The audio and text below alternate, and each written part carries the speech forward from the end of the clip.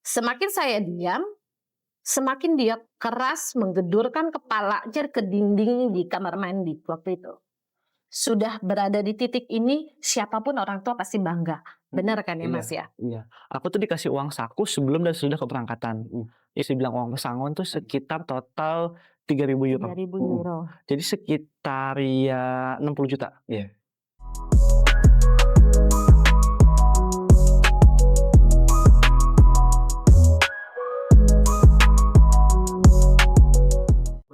Assalamualaikum semuanya. Selamat datang di Pencast, Pena Ilmu Podcast. Dengan saya Febrizkio. Pernah nggak sih ngebayangin kuliah di luar negeri, jalan-jalan ke perpustakaan sama teman-teman sambil minum kopi? Ya, yang paling penting gratis, tapi tetap elegan. Siapa sih yang nggak mau? Di episode kali ini kita bakal ngobrol bareng seseorang yang keren dan inspiratif yang bisa mendapatkan beasiswa LPDP di Belgia loh, di kampus ternama yaitu KU Leuven. Wow, sangat langka ya, gitu. Selamat datang di podcast kami, Mas Vino. Apa Ya, kabar? baik, Mas. Alhamdulillah. Sudah berapa lama di Indonesia, Mas? Udah sebulan sekarang. Udah sebulan ya? Hmm. Apakah emang sedang liburan atau liburan semester atau emang liburan aja? Iya bisa dibilang pulang kampung sih. Oh, oke, iya, iya. Karena di sana sedikit beda kah sama Indonesia tentang pendidikan liburannya atau sebenarnya ada perbedaan? Sebenarnya secara, kalender akademik tuh sama, Oh iya, waktu liburan dan juga waktu masuk ya. oh iya. Sebelum kita bahas lebih dalam nih Mas, pengen tahu dulu tentang Mas Vino kuliah di luar negeri itu S1 Hmm. beasiswa itu emang niat dari setelah lulus SMA atau emang itu ada cita-cita dari kecil Mas? Nah sebenarnya tuh dari awal aku nggak ada rencana sama sekali untuk kuliah di luar. Bahkan secara material dan juga secara informasi pun, ya pertama itu tidak tersedia bagi saya, Mhm. dan juga ya saya nggak ada rencana untuk kuliah di luar sama sekali. Tapi pas itu aku sempet iseng-iseng kan lihat postingan dari akun namanya Pusat Prestasi Nasional. Nah, di salah satu postingan mereka itu dibilang bahwa ada namanya Beasiswa Indonesia Maju. Nah, di Beasiswa Indonesia Maju ini aku baca-baca bahwa, ya ternyata sebenarnya aku mencukupi loh persyaratannya. Jadi aku iseng-iseng daftar aja dan alhamdulillahnya dari seleksi wawancara hingga seleksi sekarang, ya aku bisa lulus dan bisa berkuliah di luar negeri. Oh, berarti Mas memahami betul kapasitas Mas untuk, mendaftarkan diri ke beasiswa S1 di Ya, luar negeri itu ya Mas ya? bisa dibilang gitu sih. Iya. Mhm.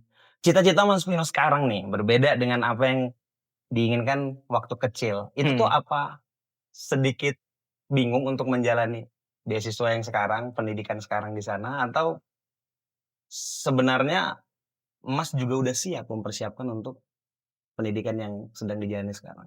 Ini aku jelasin cita-cita aku masa kecil atau, iya bagaimana aku mendapatkan proses beasiswanya ya, Mas?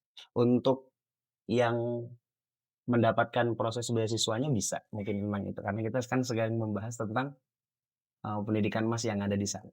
Hmm, hmm, hmm. Iya, Kalau untuk proses mendapatkan beasiswanya itu, aku kan baca nih di postingan dan juga di website, Pusat Prestasi Nasional. iya. Dibilang bahwa, ya banyak persyaratannya seperti nilai rapot minimal 90 dan juga dan lain-lainnya. Oh, Tapi yang paling penting itu sebenarnya, ya kamu tuh harus memiliki prestasi yang sudah terkurasi di tingkat nasional. Contohnya kalau misalnya mengambil dari diri aku sendiri, itu aku punya prestasi, aku sudah mewakili DKI Jakarta untuk perlombaan namanya itu Olimpiade Sains Nasional di bidang geografi. Dan alhamdulillahnya tuh aku pas tahun itu udah masuk, pas waktu kelas 11 tuh aku sudah sampai tingkat nasional, sehingga aku ya sudah qualified untuk mendaftar beasiswa Indonesia Maju ini. oh, iya, iya. Beasiswa Indonesia Maju Hmm. atau disebut dengan BIP tadi ya? BIM, BIM ya? Oh, BIM iya. ya. Kalau misalkan perbedaan LPDP dengan program ini, itu tuh ada perbedaannya nggak tuh Mas? Karena kan orang familiar dengan LPDP ya? Mhm, mhm. Heeh. Nah, perbedaannya ini, beasiswa Indonesia Maju itu dia sebenarnya di bawah nama lembaga itu Beasiswa Pendidikan Indonesia. Mhm. Nah, Beasiswa Pendidikan Indonesia ini sebenarnya secara struktural Mhm. itu dia di bawah LPDP. Namun lembaga yang menaungi antara LPDP dan BPI itu beda. Kalau misalnya LPDP itu dia dibawahi atau dinaungi oleh Kementerian Keuangan, Iya? BPI itu dia dikebawahi atau dinaungi oleh Kemendikbudsaintek. Oh, jadi setiap kementerian itu ada beberapa program terobosan tentang yang tadi ada LPDP dari keuangan atau BPI. BPI dari Kemendikbudsaintek ya? Iya, Oh, bisa dan dibilang gitu. mungkin ada lagi yang lain-lain kali Mas ya? Ya mungkin ada lain-lain Oh, juga. iya. Sampai ke situ Mas, itu apakah emang Mas sesemangat itu untuk beasiswa ke luar negeri atau sebenarnya ada hal yang ingin Mas tunjukkan untuk sampai situ, fase itu? Mmm, nah sebenarnya itu, ya aku memang mendaftarnya ini awal-awal iseng-iseng aja. Iya. Karena kan ya aku awalnya hanya sekedar melihat postingan Instagram. Tapi ya as time goes on, Mhm. aku menyadari ini sebagai sebagai wadah pembuktian aku. Ya karena bisa dibilang, waktu itu kan aku di Bandung. Oh. Nah, jadi aku menggunakan, ya beasiswa pendidikan ini tuh ya sebagai pembuktian ya bahwa aku bisa loh mencapai lebih dari yang awal aku kira tidak bisa. Oh, iya iya. Se apa Mas, apa pembuktian yang Mas ingin tunjukkan ke orang bahwasanya, ya setiap orang punya kapasitas sendiri untuk grow up gitu. Hmm. Ya, dari situ Mas ingin membuktikan atau hanya sekedar Mas ingin membuktikan ke orang lain atau ke diri sendiri sih Mas, kalau emang Mas mampu ada di titik ini sekarang? Sebenarnya kedua-duanya Oh, awalnya. Tapi lama-kelamaan ya itu sebagai pembuktian untuk ke diri aku sendiri juga oke. bahwa ya sebenarnya aku capable gitu loh. Oh iya, Aku capable dan aku capable, bisa untuk oke. berkembang, ya pertama untuk mencakupi wadahku dan juga melebihi wadahku itu sendiri. Mmm. Untuk perjalanan Mas Vino sampai ke titik kesuksesan ini kan dimulai dari titik yang cukup menantang dan pasti struggle ya di situ ya, Mas, ya. Hmm. Dari Mas selama SMP, sebelum ke SMA mengalami perundungan ini, itu basisnya fisik kah, Mas, atau verbal? Nah, mungkin bedanya Boleh ya antara diceritakan gitu mohon iya, mungkin perbedaannya antara pembulian zaman dulu sama zaman sekarang. iya? Pembulian zaman sekarang tuh hampir ataupun minim fisik. Oh, Banyak pembulian dari sekarang tuh mayoritas melalui verbal. Contohnya tuh misalnya, ya mungkin hal-hal sepele dari mengatai nama-nama orang tua oke. melalui media Itu sosial itu dulu ataupun juga fisik. sama Nah iya, iya, bener bener.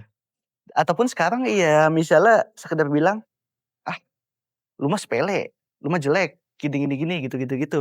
Yang mana itu udah jadi kebiasaan, tapi nggak tahu kalau orang lain itu Tersakiti, sakiti. iya, Kan nggak semua orang sama ya. mhm, Iya iya. Kan pasti nggak mudah nih Mas sebagai seorang remaja waktu SMP, Mas Vino SMP gitu. mhm. Nah, bisa ceritain sedikit nggak Mas, gimana sih pengalaman itu yang bisa membentuk diri Mas Vino sampai sekarang? Itu dari SMP ke SMA mungkin waktu sekolah itu dari situ apakah udah pernah berpikir kalau aku mau membuktikan nih dari situ? Atau ya jalan, ya udah aku menolak untuk tidak bersosialisasi atau Mas Vino melawan gitu atau bagaimana? Mhm, ya pertama tuh pastinya sulit, Iya, pasti karena ya? kan dengan kita mengalami pembulian itu, iya secara sadar ataupun tidak sadar, Mhm. self value yang kita tanam ke diri kita sendiri, pasti kita akan menganggap diri kita rendah, Iya. menganggap kita tidak capable dan juga ya in general kita tidak bisa. Tapi, ya walaupun begitu harus kita hadapin, mau cepat atau lambat ya kita harus berubah. Dan juga, ya kalau misalnya mengambil contoh dari diri aku sendiri, Mhm.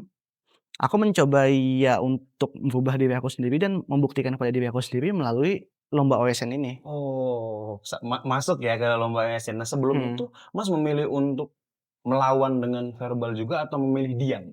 aku milih diam. Oh, memilih diam. Kalau orang bilang diam itu Mas, mungkin Masnya mungkin sekarang ya, Mas, ya. Iya, Untuk Mas Vino mengatasi dampak psikologis dari pengalaman tersebut ada nggak sih, Mas? Mas kayak, saya harus menjadi yang lebih baik, satu. Kedua, saya bisa kok tidak seperti apa yang mereka bilang dan kayaknya mereka udah terlalu banyak menyia-nyiakan waktu mereka untuk hanya mengatai aku atau gimana itu. Ada nggak dampak psikologis dari Mas? dari pengalaman itu? Iya, dampak psikologisnya ada. Sempat terpukul kah? Sempat Atau terpukul juga, gitu kan? heeh. Tapi ya alhamdulillahnya aku juga punya dukungan support system dari orang tua, Oh, iya. terutama dari ibu. 5.000 ya? Hmm. Gila ya. Dan berarti kalau misalkan ada yang seperti itu di rumah, ya kayaknya aku harus cerita tentang ini ya, cerita gitu. Peran Iya. orang tua berarti Peran di orang situ tua juga dari penting ke sih itu.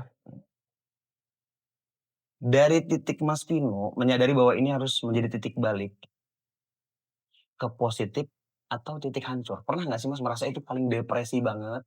Atau ini merasa, "Ah, aku harus segera bangkit."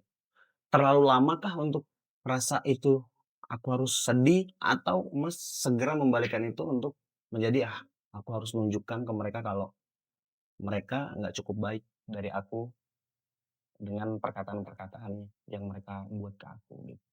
Oh, pernah itu, aku Oh, merasa pernah? depresi dan juga iya, bahkan pernah aku nggak mau sekolah beberapa hari, karena hal itu. Karena itu, karena terlalu sering atau gimana? Iya, pertama karena terlalu sering dan juga kedua, iya karena nggak enak aja. Aku Ya, jadi nggak pengen masuk sekolah. masuk sekolah, Mhm. Tapi ya kayak aku bilang tadi, mau nggak mau tuh hal itu harus dihadapin. ada apa? Dan juga, iya alhamdulillahnya karena dukungan support system dari orang tuaku, Mmm, yang memberikan aku nasihat ini itu, mhm. ya akhirnya aku berani menghadapi hal itu. Dan juga, iya walaupun perlahan mulai berubah. Oh, iya. Kan kadang ada ya, eee, orang tua yang merasa, "Ya kamu lawan lah," atau apa. Nah, ini dari orang tuanya Mas Vino mungkin bisa sedikit memberitahu bagaimana cara merespon orang-orang yang orang bilang zaman sekarang toksik kayak gitu. Ada nggak Mas saran-saran yang Mas Vino langsung lakukan atau malah dibalik dengan kebijaksanaan, respon kebijaksanaan dalam arti, udah nggak perlu, kamu cukup mengembangkan diri kamu atau apa mungkin dari ibunya Mas Vino tadi yang sering Mas Vino ajak cerita? Oh, kalau dari ibu aku sebenarnya, iya dibilang sebenarnya hal itu seharusnya jangan Mmm, apa bilang, jangan membuat kamu down gitu. mmm, Iya, apa ya bisa dibilang ya, mmm, jangan hiraukanlah, harusnya ya hal itu udah pasti ada di dunia ini atau gimana? ya pasti hal itu akan Ya selalu pasti ada, akan ada. pasti hal itu akan Bagaimana selalu cara ada. kamu merespon Dan begitu? yang penting itu bagaimana cara kamu Oh, merespon. mhm. Dan itu membuat Mas Vino lebih percaya diri? Atau lebih mengignore kayak emang hal itu emang sebenarnya nggak penting banget sampai akhirnya menyadari gitu? Ya sebenarnya hal itu penting, Mhm. kan kita harus Mmm, atasi. Tapi bagaimana kamu menyikapi hal itu mhm. ya yang paling penting sebenarnya. Oh, iya. Kalau misalnya dari kasusnya aku, Iya? ya aku menyikapinya dengan melakukan pembuktian, Mhm. dengan mengikuti lomba-lomba dan yang membuktikan ya bahwa gue capable gitu. Mmm.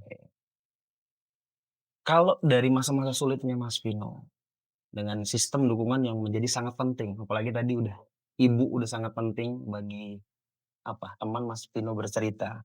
Hmm. Dalam perannya ibu Mas Vino, itu ada nggak menyarankan kalau Mas Vino harus bangkit dari keterpurukan yang bener-bener bahasanya, udah ayo kita cari jalan pintas untuk bersosialisasi dan hidup itu kita juga juga milih, nggak perlu kita pikirkan terlalu jauh tentang perkataan teman itu. Dan bagaimana cara ibunya Mas Vino untuk memberikan, apa bahasanya, bukan dorongan ya, untuk memberikan langkah atau sikap lah. Gimana sikapnya ibunya Mas Vino untuk saran ke Mas Vino untuk keluar dari hal-hal yang tadi sampai nggak sekolah gitu. Ada nggak caranya gitu? Mungkin teman-teman di rumah juga biar tahu hal-hal itu tuh nggak perlu sampai apa, nggak sekolah, harus direspon dengan apa gitu. Jadi buat Mas Vino, "Oh ini nih poinnya dari ibu saya nih," gitu. Sebenarnya kalau secara teknikal ya, pertama ya kita harus bilang ke orang yang memang memiliki kapabilitas. Mhm, Misalnya, mhm, kalau misalnya kita dibully ya, betul. dari kasus aku bilang kepada guru aku, Oh, ada lagi ya faktor lainnya, lagi iya. Dan juga ya harus berani menghadapi. Tapi jangan iya bermain fisik sebenarnya, paling penting itu. Oh ya, alhamdulillah pernah Alhamdulillah kenal fisik? Oh alhamdulillah nggak enggak pernah, cuman enggak. nanya. Iya aku bilang bahwa misalnya aku nggak nyaman dan tentang hal Oh nggak nyaman, ini, iya.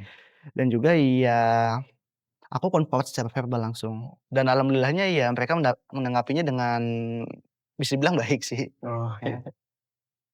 Dan walaupun emang terkadang itu masih ada, Iya, aku berusaha keluar dari lingkungan itu. Aku bisa bilang aku meng-cut off lingkungan itu dan berusaha mencari lingkungan baru. Oh, alhamdulillah. Jadi dari ibunya Mas Vino, rupanya ada guru apa kalau di sekolah? Guru BK ya? Gue beda. Guru BK. Iya, Berarti sempat juga Mas, apa, cerita sama guru BK tentang ini.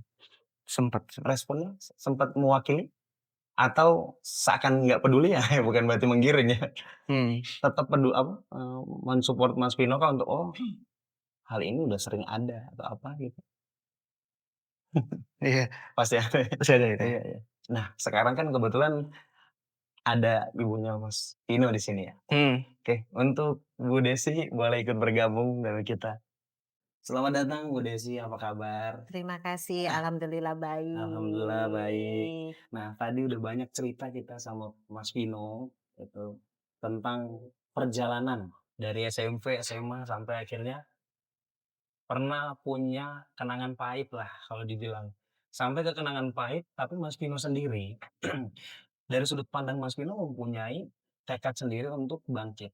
Nah, tadi Mas Vino udah menyinggung tentang ada peran, ada 2 peran yang saya tadi dengar, yaitu adalah peran orang tua, terkhusus Ibu Desi sendiri, dan peran guru BK atau di sekolah. Nah, di Ya. sini adanya Bu Desi mungkin bisa menceritakan atau mengeksplain tentang peran konkret Bu Desi dalam masa-masa sulitnya Mas Vino, bisa dibilang. Iya, jadi memang kalau tadi Vino cerita bahwa Vino pernah mengalami kasus perundungan ya, atau mungkin anak-anak sekarang bilangnya kasus bully, Bully. ya. Nah, kita harus memberikan pengertian dulu, apa sih yang dimaksud dari bully itu sendiri, gitu kan ya. Bully itu kan suatu tindakan intimidasi Bully. yang sifatnya bisa secara fisik, bisa secara verbal. Nah, Vino ini memang titik puncaknya dia merasa sangat, apa ya, berada di titik terendah, kalau saya bilang titik Mhm. terendah memang waktu dia usianya sekolah SMP ya, Kak, ya. Mhm. Tetapi memang sebenarnya itu bukan yang terjadi hanya setahun, 2 tahun, gitu. Perundungan ini atau bully ini memang terjadi semenjak dia masih SD. Jadi pada saat SD itu, ya karena Vino ini memang anaknya pendiam, lebih memilih untuk, berinteraksi dengan hanya satu 2 orang teman gitu kan. Nah, ada sekelompok, anak-anak yang mungkin mereka lebih mendominasi, ya melakukan penindasan. Waktu itu tuh Vino dipalak lah bahasanya ya, Kak, ya, waktu iya. SD. SD. Jadi dipalak uang jajannya setiap hari, makanya sebenarnya kita sebagai orang tua pasti punya feeling ketika anak kita mengalami perubahan perilaku. Nah, pada saat SD itu dia dipalak, Mhm. sekali, 2 kali, kok lama-lama saya melihat anak ini selalu minta uang jajan kepada saya. Dan perilakunya berubah dari yang tadinya ceria, semangat sekolah, dia mulai agak bermalas-malasan, terus mungkin pendiam, saya melihatnya seperti itu, tidak mau berinteraksi dengan keluarga. Nah, akhirnya saya mencoba untuk mendalami, gitu. Ketika memang kita bicara sama anak, tentu anak pasti bilangnya, "Enggak kok, Iya, nggak ada apa-apa," iya, gitu kan ya berusaha pasti ya. kuat gitu Nah, ya. tapi kan, feeling ibu tuh tetap jalan, sehingga saya waktu itu datang ke sekolah menanyakan kondisi anak, bagaimana interaksi dia dengan teman-temannya, membina suatu hubungan baik. Mhm. Nah, kalau di dalam ilmu pendidikan, Iya. saya ingat banget dulu Mhm. waktu Pak Nadiem Makarim menjadi Menteri Pendidikan, Iya. dia yang mempopulerkan 3 dosa besar di dunia Dunia pendidikan. pendidikan. Yang pertama itu adalah intoleransi, yang kedua Mhm. itu adalah bully, Bullying. nah yang ketiga adalah kekerasan seksual. Terus Kenapa intoleransi itu? Pertama, karena dia akar dari kasus bully itu bullying sendiri. semua, intimidasi itu sendiri. Nah, memang saya melihat, ya bagaimanapun seorang anak ya gitu, ketika dia mengalami titik terendah, tentu orang tua itu harus kooperatif masuk ke dalam tumbuh kembangnya. Iya. Karena peran orang tua itu kan memang bukan hanya memenuhi kebutuhan dasar, Betul. kebutuhan terhadap pendidikan, Iya. kebutuhan terhadap makannya, tempat Iya. tinggal, tetapi juga kebutuhan dia dan hak dia untuk dia mendapatkan tumbuh kembang sebagai anak. Iya. Seorang tua itu dan bukan hanya ibu ya gitu ya. Jadi yang memang perlu dipahami nih harus ada kerjasama dari orang tua, bapak dan ibu. Tidak bisa tua. beban tanggung jawab ini hanya ditekankan kepada ibu. Ibu. Walaupun ibu memang karena dia banyak di rumah, berinteraksi dan kalau perempuan itu kan ibu itu kan bermainnya dengan hati. Iya. Sehingga pendekatan terhadap anak mungkin lebih mudah untuk berkomunikasi. Iya. Tapi peran itu memang dari bapak dan ibu. Satu lagi sebenarnya memang dari sekolah gitu. Nah, saya paham anak saya mengalami kendala pertama memang sosial.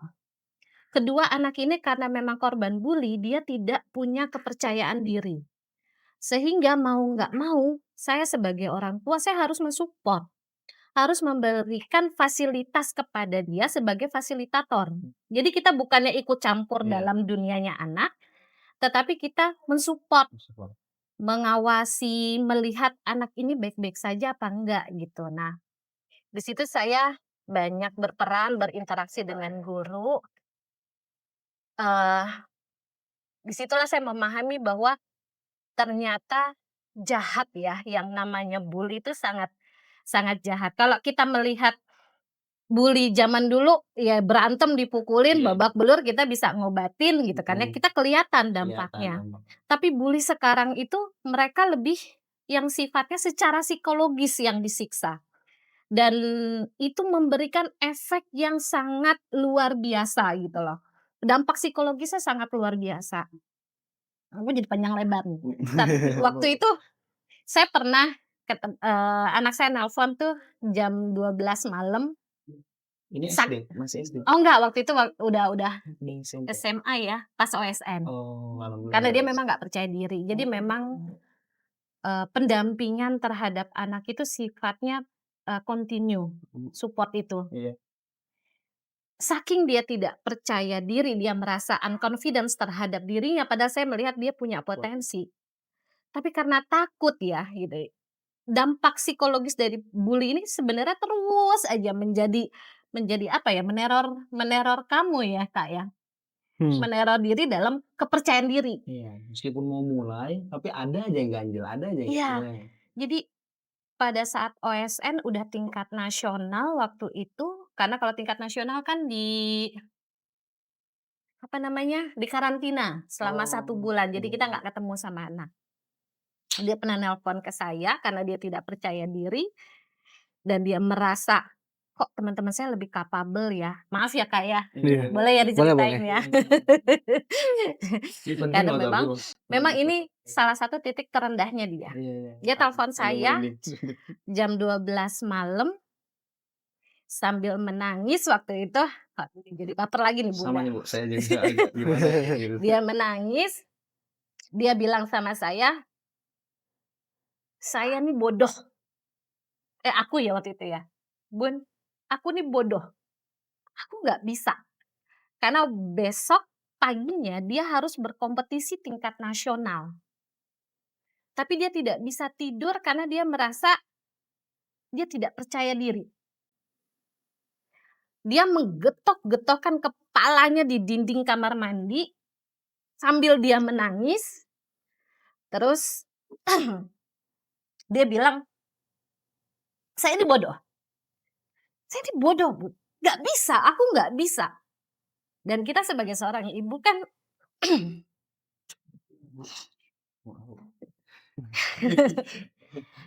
Ya. kita sebagai seorang ibu melihat pada diri kita sendiri, kalau kita mengalami hal tersebut, apa rasanya? Ketika dia sudah berada di titik terpuncak Berpuncak. atas prestasinya, Iya. tapi dia merasa Pasti itu merasa. menjadi beban, gitu kan. Iya. Saya cuma bisa mendengarkan, eee, di telepon tuh cuma mendengarkan suara anak saya dan saya tidak tahu harus berbuat apa. Semakin saya diam, semakin dia keras menggedurkan kepalanya ke dinding di kamar mandi waktu itu. Saya bilang sama Kakak,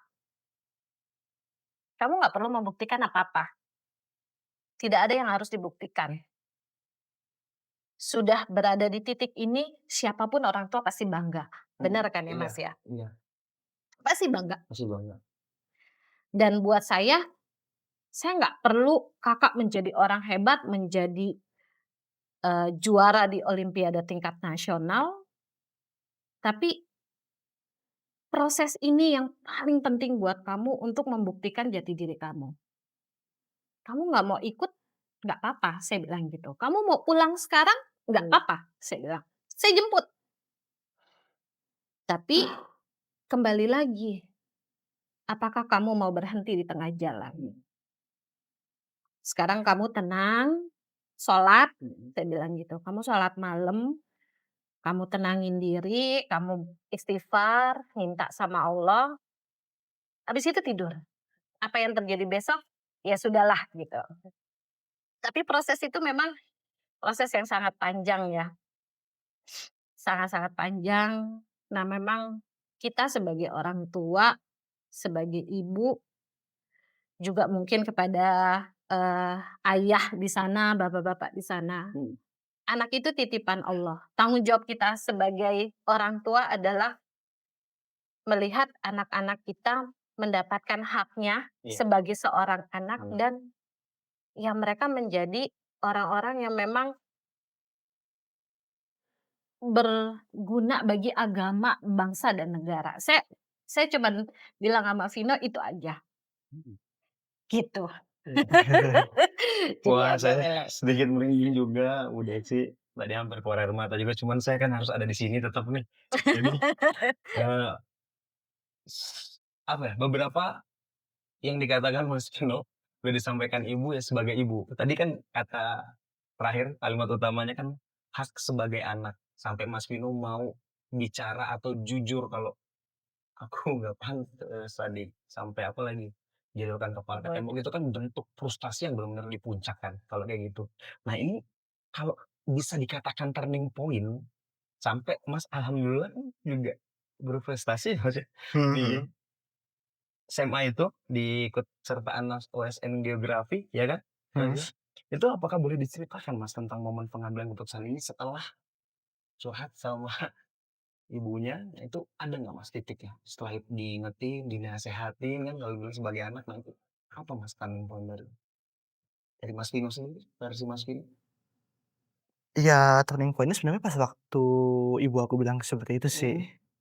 Ya bahwa sebenarnya aku Berharga, berharga, berharga, capable, heeh, dan nggak perlu nunjukin apapun ke orang-orang. iya. Iya, cukup Walaupun jadi em diri sendiri. iya, walaupun ya OSN itu pada awalnya memang sebagai ya pembuktian kepada aku diri sendiri dan juga kepada orang lain, Iya iya. tapi ketika aku sudah sampai di puncak ya aku sadar bahwa yang bisa membuktikan diri aku sendiri itu ya hanya diri aku sendiri. Iya iya iya iya. Kalau bahasa umumnya, orang udah sampai tingkat nasional, ini yang terbaik loh. Mhm, Kan kita harus bisa bersyukur sama diri sendiri gitu ya, iya, Mas Vino ya? syukur-syukur betul. Alhamdulillah gitu ya. 2 kali lagi Mas, 2 Masya kali Allah. tingkat nasional 2 tahun Berturut-turut, berturut-turut. aduh merinding lagi saya tuh. Aduh, dahsyat banget ya. Untuk membangun kepercayaan diri, untuk berkompetisi di tingkat nasional. Karena kan yang tahun pertama ya, untuk dari frustasi yang tinggi kan di tahun pertama. Mhm, Sampai akhirnya, apa ya, kalau dibilang kepercayaan diri yang dibangun lagi di tahun kedua. mhm. Ya, apa, Mas? Bagaimana cara Mas Vino membangun kepercayaan diri itu? Udah cukup rileks kah? Atau gimana dari Mas Vino? Sebenarnya nggak ada cara sih, Hmm. lebih ke ya as time goes on kamu bakal terbiasa dengan itu. Oh, Mhm. iya. Karena kalau orang bilang klimaks udah di sana, dan Bener. alhamdulillah udah dapetin itu, sampai akhirnya ya jadi, ya aku harus mempertahankan itu, tapi nggak perlu yang banyak pikiran gitu ya. Iya, Iya iya iya. pressure-nya masih ada juga. Oke. Tapi ya karena udah mendapatkan insight dari tahun-tahun Betul sebelumnya, betul. jadi ya udah bisa gitu. Orang udah tahu juga, Vino Iya. udah juara loh tahun pertama. Tahun kedua ya, Vino dengan kepercayaan diri penuh ya, bisa juga ya membuat ya hal yang sama ya, berdua kali juara berturut-turut itu ya. Mmm, Iya. Dari pandangan si Bu Desi soal ini apakah ada insight lain di tahun kedua? Vino mau Tahun pertama kalau saya melihatnya anak, Vino ini punya semangat yang luar biasa, iya karena sebagai pembuktian titik baliknya dialah gitu, untuk membuktikan kepada diri sendiri dan kepada teman-temannya iya. bahwa saya tuh bisa loh, saya yang, yang kalian anggap remeh gitu, yang tidak dianggap bahkan, itu bisa membuktikan kepada teman-teman bahwa saya bisa. Dan Vino ini termasuk anak, ya waktu itu kan pernah mendaftar ke salah satu SMA bergengsi lah ya di tingkat nasional, tapi memang nggak masuk waktu itu. Saya cuma bilang sama Vino, "Kamu jangan berpikir bahwa kamu tidak pantas di situ. Tetapi berarti sekolah ini tidak barokah buat kamu." Saya cuma bilang gitu sama Vino. Terus dia masuk ke sekolah negeri, di mana sekolah ini memang belum pernah punya siswa yang bisa masuk sampai tingkat nasional, gitu. Nah ini kan memang, menjadi momentum Vino ya, buat dia membuktikan kepada dirinya dan membuktikan kepada, ya intinya sih kepada diri ya Kak ya, bukan kepada orang tua. Kalau kita mah orang tua yang penting dia bahagia, dia merasa aman, dia merasa nyaman, itu aja gitu. Ya. Dari perjalanan itu pasti kan banyak ya dukungan-dukungan, ya kan sampai Mas Vino juara ASN 2 tahun berturut-turut gitu. Bahkan mungkin dari cara orang tua untuk menyediakan bimbingan atau apa namanya, Fasilitas. Fasilitas. ya apa namanya, lembaga yang bisa membantu Mas Vino jadi lebih baik dan lembaga-lembaga yang berpengalaman gitu. Apakah boleh diceritakan tentang ekosistem dukungan yang dibangun dari orang tua termasuk sesepuh Desi dan Mas Vino sendiri? Dari Mas Vino? Mau bener duluan? Kalau saya melihat sebenarnya ibarat kita tinggal, ya itu ya ekosistem ya, Iya. lingkungan kita berada. Kalau kita dekat dengan penjual minyak Wangi. wangi, ya kita akan ikut wanginya. Nah ini memang berjalannya waktu ya mengikuti lingkungan gitu. Awalnya kan memang Kakak nggak tahu ya beasiswa Indonesia Maju. Tapi karena masuk ke dalam komunitas, OSN Geografi ya waktu Terus itu juga aku ya. mulai ngikutin akun-akun Instagram yang berkaitan. Nah ya ikut akun-akun Instagram, informasi itu terus muncul gitu. Termasuk dari kalangan teman-teman atau alumni-alumni dari OSN itu sendiri. Jadi mereka punya komunitasnya tuh waktu itu ya. Nah dari situlah informasi itu dapat tentang beasiswa, terus tentang lomba-lomba bergengsi lainnya gitu. Nah kalau nggak salah kamu ikut di ITB itu juga itu ya? Iya, di ITB itu lombanya namanya kalau nggak salah, eee, apa ya namanya ya, G G IGG kalau nggak salah. Geografi. Apa namanya? Aku lupa. OGG namanya, Olimpiade Geografi dan Geoscience Iya. di ITB itu. Itu mengambil kompetisi itu secara mandiri atau emang dari sekolah? Mandiri. Mandiri, lagi-lagi Mandiri. relasi komunitas tadi? Iya, Ya, dari yang tahun pertama, dari ya tahun pertama. alhamdulillah powerful-nya dari ibu memberikan support emosional tadi, membuat Mas Vino juga akhirnya dapat turning point tadi, sampai akhirnya di tahun kedua Mas Vino, ya lebih banyak mungkin diskusi sama ibu Mas Vino sendiri, yang mana sampai akhirnya Mas Vino juga bergerak nyari komunitas sendiri, nyari bimbingan tempat apa, lembaga-lembaga yang membantu Mas Vino untuk fokus ya di apa namanya, geografi itu sendiri ya gitu. Itu emang suka geografi apa waktu itu emang sekedar ini kayaknya bisa jadi batu loncatan saya untuk turning point ke Keduanya tempat sih, lain? Oh, emang aku bener-bener suka suka geografi. geografi. Suka sejarah dunia ya. Oh. Saking sukanya saya waktu itu takut Mas. Karena setiap kali jalan ke toko buku, Iya. yang dicari sama dia itu tentang historical suatu suatu sejarah negara, tapi dia sangat, mengidolakan siapa dulu? Yang itu itu Kak. Sangat mengidolakan yang buat Itu Kak. kami Itu Kak. itu berseberangan itu. Khawatirnya orang tua, tapi dengan apa ya kalau dibilang, secara naluriah anak juga punya apa, kesenangan sendiri. Iya. Sampai akhirnya gimana itu cara untuk apa, apa ya kalau dibilang, menetralisir itu gimana? Jadinya Mas Vino untuk kayak, "Oh ini nggak baik," atau Ibu Desi untuk bilang, "Awas jangan terlalu," atau gimana? Waktu itu saya bilang sama, bukan hanya kepada Vino ya, kepada anak-anak saya, "Kamu nggak perlu menjadi luar biasa. gitu. Tidak Iya. perlu pintar matematika, IPA, bahasa Indonesia, Iya. semua nilai di rapot tuh nilainya 10, 9 tuh nggak perlu. Tapi cukup kamu tuh fokus pada satu hal yang memang kamu suka. Iya. Itu Oh. aja saya bilang, karena kita nggak bisa menjadi orang hebat dalam segala macam Betul, hal betul. gitu kan. Nah kebetulan memang dia senang Iya, iya, historical, iya. terus wawasan dia dan kuriusnya dia terhadap geografi itu memang tinggi, ya ketemu jalannya Allah paring dibuka pintunya Iya. dan dia benar-benar larut di situ. Oh. Jadi kalau banyak orang tua itu bilang, "Ayo belajar, Iya. ayo buka bukunya, ayo kerjakan Minum. tugasnya." Ini kebalikannya. Kebalikannya. Saya selalu bilang, "Kak, udah ya Kak, Oh. kamu tidur." Saya bilang, "Kak, stop ya." Karena saya ada ketakutan juga waktu Iya. itu, takut over. Oh.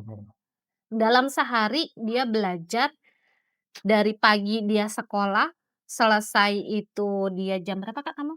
3:30.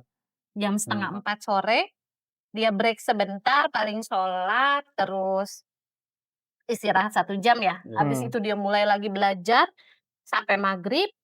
Maghrib itu dia sholat, dia makan, balik lagi dia belajar. Terus kalau misalnya memang waktunya mengaji, dia mengaji, selesai mengaji dia masih belajar lagi. Dan itu nggak berhenti, dari Senin ketemu Senin. Dan dia tuh baru stop sekitar jam berapa? 10. Enggak, kalau pas lagi menjelang lombanya itu bisa jam 1, bisa jam 2. Bahkan kakaknya itu kan, jadi waktu lomba OSN ya Kak ya, Iya. dia kan ikut, minta sama alumni Kakak gitu, pengajar ya? kakak pengajar Kakak lah gitu, pengajar, dia iya. alumni Alumni. olimpiade untuk mengajar secara private kepada dia. Ini komunitas atau kenal apa? Yang pertama Relasi. dari komunitas aku kenal, terus kedua emang relasi. Relasi. Jadi meminta mandiri. Meminta mandiri Meminta aku. mandiri. Dan berkenan, kayak semangat juga kah karena emang antusias Vino atau? Iya, dua-duanya sih. Oh, Dia antusias banget waktu itu, sampai kakaknya tuh bilang, "Vin, udah ya Vin, Kak bentar ya Kak, sebentar lagi ya, 30 menit lagi." Udah 30 menit, "Kak sebentar ya." Akhirnya saya sampai bilang sama Vino, "Kak stop, udah jam 12 malam." Kakaknya juga pengen istirahat, saya bilang gitu kan. Masya Allah, semangat juga ya yang ini seniornya. Iya, iya. Kira-kira itu. Kalau kita kembali ke topik awal kita, yaitu tadi kita membahas tentang beasiswa Mas Vino di luar negeri, ya kan? Banyak pendengar pada umumnya itu mengatakan kalau beasiswa LPDP, beasiswa BIP itu kan tergolong orang-orang yang pintar, orang yang mampu, keluarga mampu, atau selalu jadi juara. Tapi dari cerita Mas Vino kan berbeda ya, dari case lain gitu. Apa yang ingin Mas Vino sampaikan ke mereka yang mungkin harusnya nggak punya dong prasangka ini? Karena kan nggak semuanya sama, nggak semuanya stereotipnya itu aja gitu. Apa yang Mas Vino bisa sampaikan prasangka yang apa ya, umum ini dari mereka? Apa bisa dibilang ya? Sebenarnya ya prasangka bahwa kalau misalnya terima LPDP atau misalnya penerima BPI itu cuman ya pertama orang yang kaya, terus juga kedua orang yang pintar. Iya, sebenarnya ada teman-teman aku juga yang kayak gitu. Tapi hampir 80% itu, ya teman-teman aku tuh sebenarnya ya biasa-biasa aja. Iya. Cuman mereka excel di salah satu hal yang memang mereka passionate. Misalnya contoh, temen aku menurut aku secara akademik biasa-biasa aja. Aku punya satu temen ya, Iya. dan tetapi itu dia sangat, apa bisa dibilang ya, sangat minat dan juga emang sangat jago di debat. Oh iya. Sehingga dia mengikuti namanya itu lomba debat, LDI, Lomba Debat Indonesia. Iya. Dan alhamdulillahnya dia bisa sampai tingkat nasional dan bisa mendaftar juga beasiswa seperti aku. Jadi sebenarnya nggak perlu pintar di segala hal ataupun juga ya harus terlahir kaya. Iya. Tapi kamu harus menemukan apa yang Iya, kamu iya, passionate passion. at dan kamu ya excel di situ, Yang cukup kamu perjuangkan di situ kayaknya aku di sini nih. perjuangan di situ, Kalau dari apa yang sebenarnya jadi kunci, ya kan kunci mendapatkan beasiswa LPDP atau BPI ini yang sudah kita bahas sebelumnya tadi, itu tuh apa? Ada kuncinya ya? Maksudnya? Kuncinya sebenarnya ya yang aku bilang tadi, kamu harus punya sesuatu hal yang Oh, unik. yang unik. Iya, kamu harus punya selling point Dan yang bisa harus percaya kamu diri ya. dan harus Gitu. percaya diri Iya, untuk iya. men-challenge-kan hal keunggulan kamu itu. Iya, iya. Nah, tadi kalau dibilang kalau udah bicara tentang percaya diri, ya ambil sacrifice-nya gitu ya. Ya kalau dibilang pengorbanannya tuh harus diambil dalam arti, kamu kalau mampu ya mampu dan hadapin itu gitu ya. Iya. Ya. Kalau Mas Vino mendaftar di universitas luar, apa orang tua gitu udah tahu atau ada obrolan apa gitu? Nggak tahu. Oh, nggak Orang tahu? tua tuh baru tahu ketika, iya, aku sudah keterima di sana. Udah Oh, lulus nih. kenapa ini? Lulus. Kenapa? Dari Mas Vino dulu. Kenapa nih, Bun? Aduh, iya Langsung tahu. nggak tahu. Iya. Kenapa? Hah? Ya sebenarnya nggak ada alasan sih, aku nggak kepikiran aja buat nggak buat ngasih tahu orang tua pas waktu itu. Apa ada rasa percaya diri kayaknya nanti deh aku akan surprise-in orang tua atau apa? Itu iya, Iya, tapi alasan. juga aku sebenarnya pas waktu itu kayak aku bilang tadi pas awal, sebenarnya iseng-iseng aja. Oh, iya iya, iseng-iseng. Sampai akhirnya ketika keterima baru dikasih tahu. Iya, nah Respon orang tua udah sih mungkin. Respon kita kaget waktu itu. Kaget. Karena memang kami dari keluarga yang bukan alumni luar negeri. Iya. Jadi kita nggak punya pemikiran bahwa kita akan menyekolahkan anak-anak ke luar negeri. Oh, Gitu. Terus yang kedua, memang anak-anak ini dipersiapkan ya untuk PTN, iya. perguruan tinggi dalam negeri. Basically Gitu. Indonesia. Yes. Itu sebabnya anak-anak ya sekolah di sekolah negeri ya. Negeri. Terutama Dapat waktu itu PTN negeri. Pino gitu. Karena memang pemikiran kami bimbingannya ya untuk perguruan tinggi dalam negeri. Hmm. Nah, waktu itu dia tiba-tiba waktu itu ngasih ke saya dan papanya, "Bun, aku keterima beasiswa Indonesia Maju." Program waktu itu ada 2. Kelas 11 dia mendapatkan beasiswa Indonesia Maju untuk program non bergelar. Kelas 11. Kelas 11. 11. Jadi prosesnya dia untuk mendaftar ke luar negeri, biaya dia untuk summer camp di luar negeri, Iya. Dan pelatihan-pelatihannya, dan Iya. pelatihan-pelatihannya untuk ikut IELTS, IELTS ya. SAT. Iya. Oh. Itu semuanya dibiayakan oleh pemerintah. Betul. Nah, persiapan itu dilakukan sama Vino, ketika sudah berhasil namanya ada, jadi waktu itu yang daftar ribuan ya. Iya, Yang daftar tuh ribuan. ribuan, yang keterima itu cuman 250. 250 anak, gitu.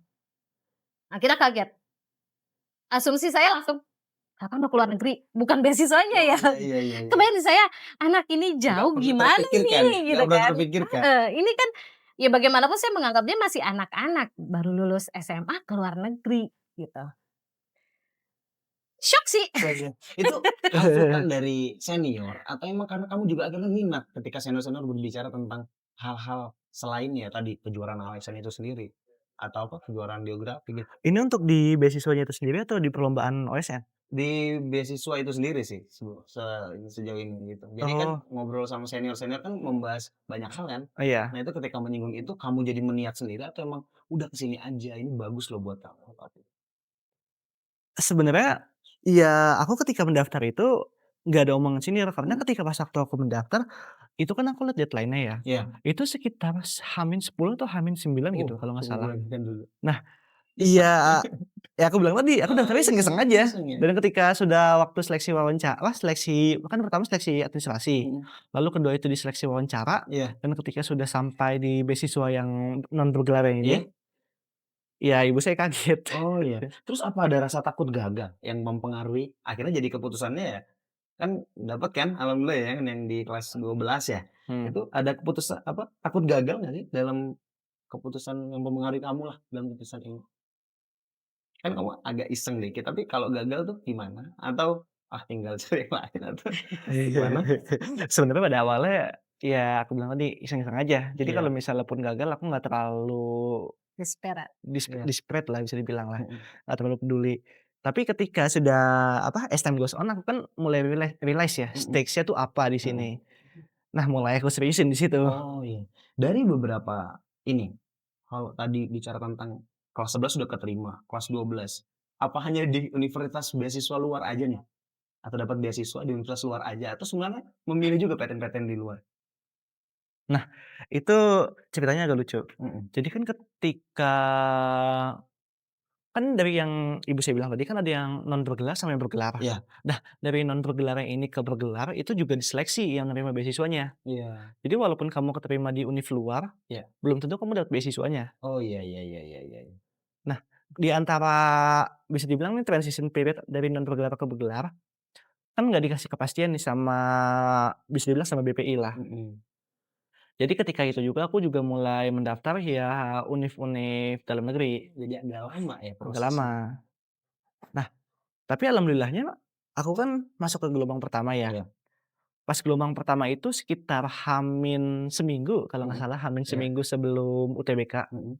Karena kan aku melepas ya SBMPTN ya kalau nggak salah Oh. sekarang ya. Ya, Terima di jalur mana tuh? undangan. Waktu Belum itu? undangan, aku melepas. Oh, sampai lepas, sampai nggak tahu di mana juga? Enggak, Gimana? aku melepas. Jadi kan karena Oh. aku emang rencananya mau pas itu karena udah setahun nih ya, Iya iya. udah rencananya ke luar negeri dan karena aku emang mau memberikan jatah aku kepada teman-teman Oh aku iya, supaya itu ada nggak di sekolah. serakah lah Iya, ininya. benar benar. Jadi aku melepas. Mhm. Nah, aku mengambil UTBK.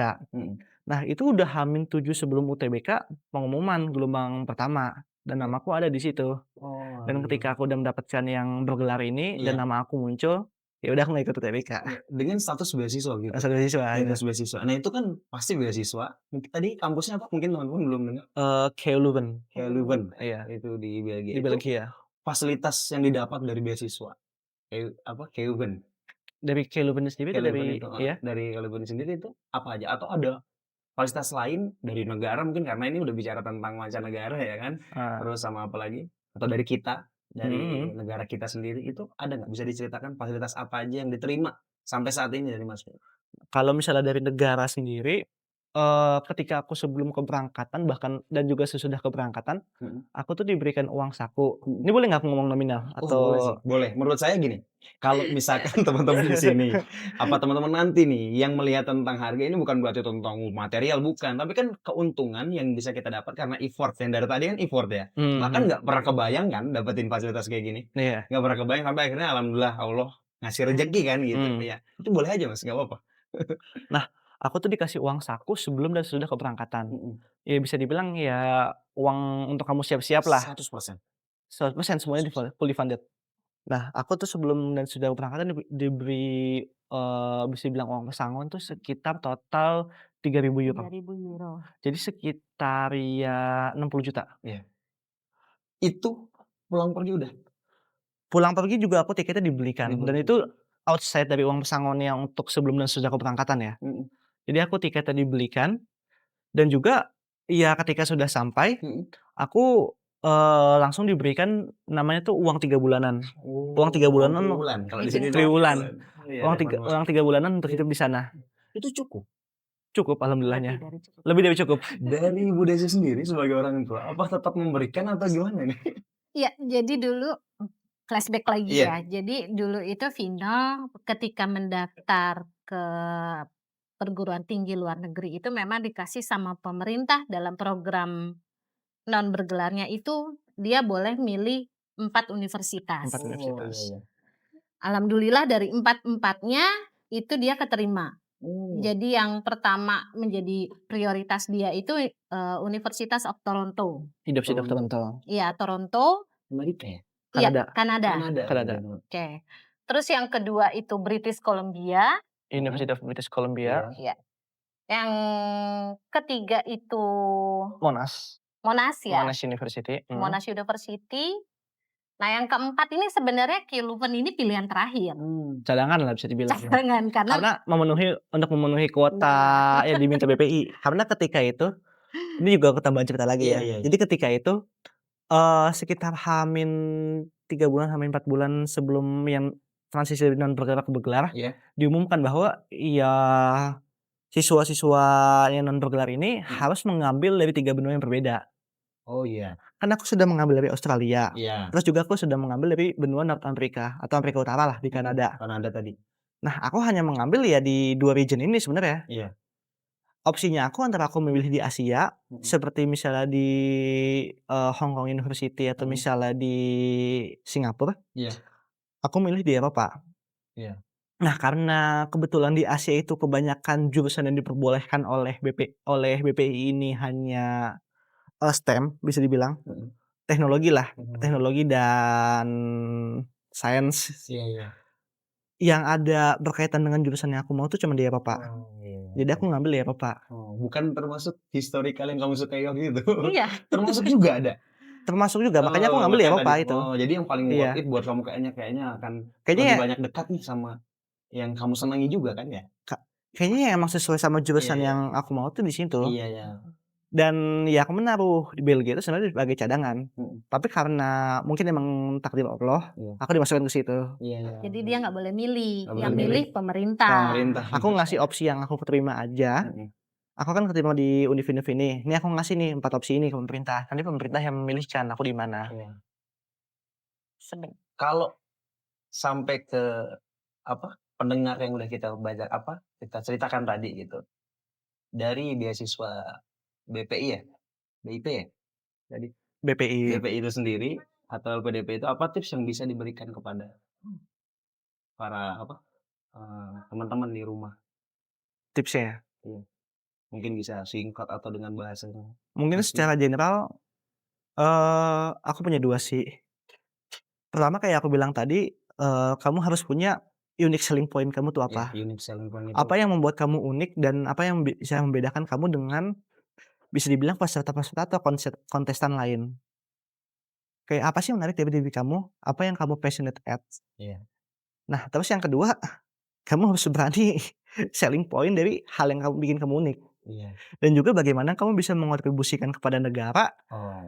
kelebihan kamu ini. Paling Hmm. paling penting itu sebenarnya ya 2 atau 3 poin itu. Dari Bu Desi untuk teman-teman di rumah. Ya, untuk mungkin anak-anak dulu ya, Mhm. gitu kan.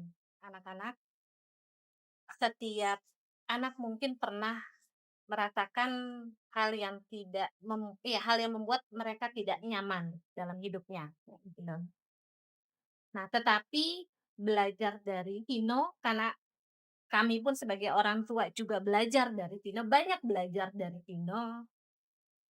Memang yang namanya bully Iya. itu tidak ada dampak bagusnya, gitu. Tetapi bukan berarti apa yang dikatakan oleh mereka atau tindakan-tindakan yang diberikan kepada Iya. sekelompok orang atau seseorang ini Iya. itu benar, Iya. gitu. Dan diam itu bukan berarti kita mengalah, kita harus lawan. Dan sama-sama juga kepada orang tua, tugas dan tanggung jawab itu bukan hanya diberikan oleh seorang ibu Iya. ya, gitu. Tetapi kerjasama antara orang tua, baik ayah, ibu, dan sekolah, Iya. itu adalah tugas kita bersama Iya. untuk melakukan dan sama-sama kita mendampingi lah, Iya. gitu kan. Mendampingi tumbuh Tumbuh kembangnya kembang. mereka, Tumbuh kembang. gitu. Karena anak itu mempunyai hak untuk mereka bahagia, untuk mereka merasa aman, nyaman, dan membentuk karakternya mereka sendiri. Bukan apa yang kita inginkan sebagai orang tua, tetapi apa yang mereka inginkan dan yang terbaik untuk dirinya. Iya. Gitu. Teman-teman di rumah, ya sebelum berakhirnya acara ini kita wajib melihat kombinasi yang sangat baik ya antara Ibu Desi dan Mas Vinus ini sebagai orang tua dan anak. Di mana dari case-nya Mas Vino yang dulu menjalani struggle ya sebelum dia sampai di beasiswa di Eropa ini, yaitu ada dorongan emosional atau dorongan atau kehadiran sosok ibu yang paling terkhusus ya itu di kehidupannya Mas Vino sampai sejauh ini. Jadi teman-teman di rumah harus merasakan kalau orang tua dan anak itu tidak bisa dipisahkan. Mungkin begitu ya. Sebelum kita mengakhiri acara ini, dari kami Pencast memiliki merchandise yang bisa dibawa atau dipakai di pendidikan Mas di Di sana. Belgia ya. Mudah-mudahan ini jadi baik buat kita. Kita buka dulu. Saya agak crowded bukanya nih.